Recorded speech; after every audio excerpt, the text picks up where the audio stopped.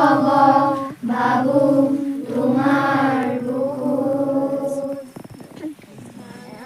দিন ৰাতিৰ বুকুত দেখা পালো তোমাৰ ছবি ধৰা দিলা গোপনে আমি ইয়াৰ কোন তুমি যে মোৰ শুকান মনত নিয়ৰৰে চেঁচা তুফান নামি অহা ৰ'দৰে নৈ মোৰ দেহত প্ৰতিপুৱা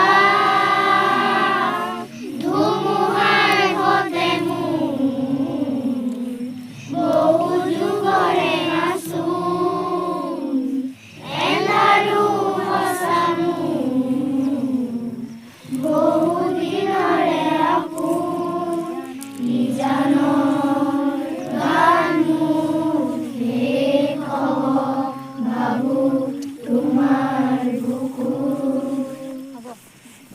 আজি জ্যোতি একাডেমী দৈগুঙৰ পৰা গোলাঘাটৰ পৰা আচলতে তেওঁলোকে কণ কণ ছাত্ৰ ছাত্ৰীসকল শিক্ষক শিক্ষয়িত্ৰীসকল তেওঁলোকৰ অভিভাৱিকা আমাৰ হাবিখন চাব আহিছিলে। আচলতে তেওঁলোকে দেউতাই সৃষ্টি কৰা হাবিখন চাব আহিছে, তাৰ বাবে অশেষ ধন্যবাদ তেওঁলোকে।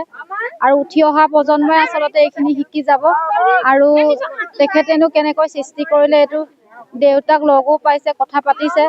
আৰু মই ভাবোঁ ইয়াৰ পৰাই আৰু 10জনে যাদৱ পায়েং ওলাব দেউতাৰ দৰে। আমি যিদৰে কাম কৰি আছোঁ, মইতো দেউতাৰ পৰা আমি শিকি কামহে কৰি আছোঁ, মোৰ দৰে আৰু হাজাৰ মুনমুনি উঠি অহা প্ৰজন্ম ওলাই আহক, প্ৰকৃতিক ভাল পাবলৈ শিকক, সেয়াই আৰু ক'ম।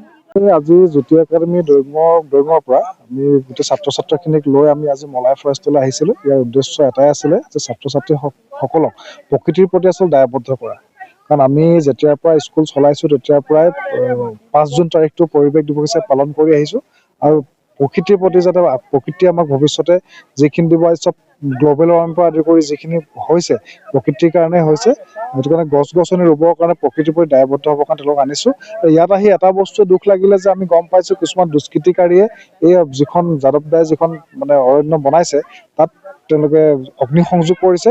ইয়াৰ পৰা তেওঁলোকক আমি আহ্বান জনাম যাতে এই ইমান কষ্টৰ ফলত যিখিনি কাম কৰিছে আচলতে প্ৰকৃতি যদি সৃষ্টি কৰিব নোৱাৰে আচলতে ধ্বংস কৰাও তেওঁলোকৰ অধিকাৰ নাই।